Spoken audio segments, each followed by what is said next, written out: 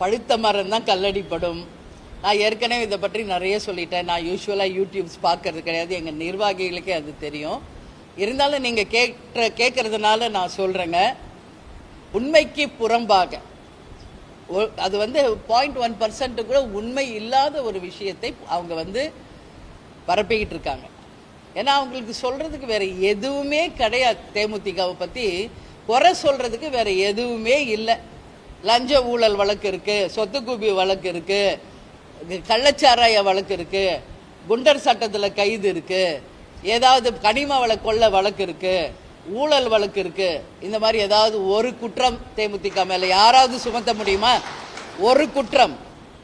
21 வருஷ கட்சி, 29 எம்எல்ஏக்களை ஜெயிச்சு தலைவர், எதிர்கட்சி தலைவரா சட்டசபைக்கு போன ஒரு கட்சி, ஒரே 1% ஏதாவது தேமுதிக மேல யாராவது களங்க விளைவிக்க முடியுமா? முடியவே முடியாது. அப்போ இந்த கட்சியை எப்படி அவமானப்படுத்தணும், எப்படி ஒரு நெகட்டிவா இதை ப்ரொபகண்டா பண்ணணும் அப்படின்னு அவங்க யோசிக்கும் போது அவர்களுக்கு தெரிந்தது 2 விஷயம்தான்.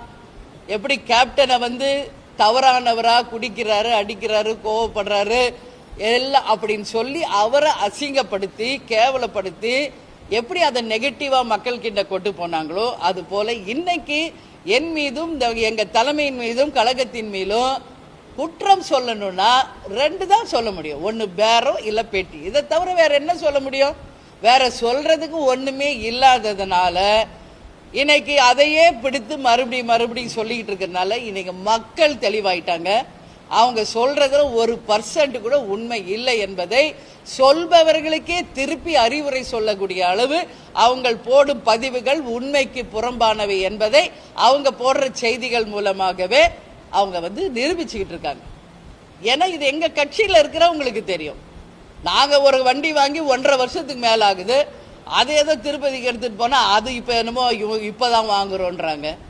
என்ன இவங்க அப்ப என்ன ஒரு வண்டி வாங்குற தகுதி கூட கேப்டன் குடும்பத்துக்கு இல்லையா? நான் கேட்கிறேன், ஒரு கார் வாங்குற தகுதி ஒரு கேப்டன் குடும்பத்துக்கு இல்லையா?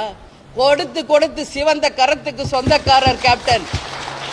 தான் சம்பாதித்ததில் 90% மக்களுக்காக உதவி செய்தவர் கேப்டன். அவர் செய்கிற ஒரு உதவிக்கும் பின்னாடி இருந்தவள் நான் என்பது இந்த உலகம் அறியும். அதனால குறை சொல்ற வாய் குறை சொல்லிக்கிட்டு தான் இருக்கும், கொலைக்கிற நாய் கொலைச்சிக்கிட்டு தான் இருக்கும்.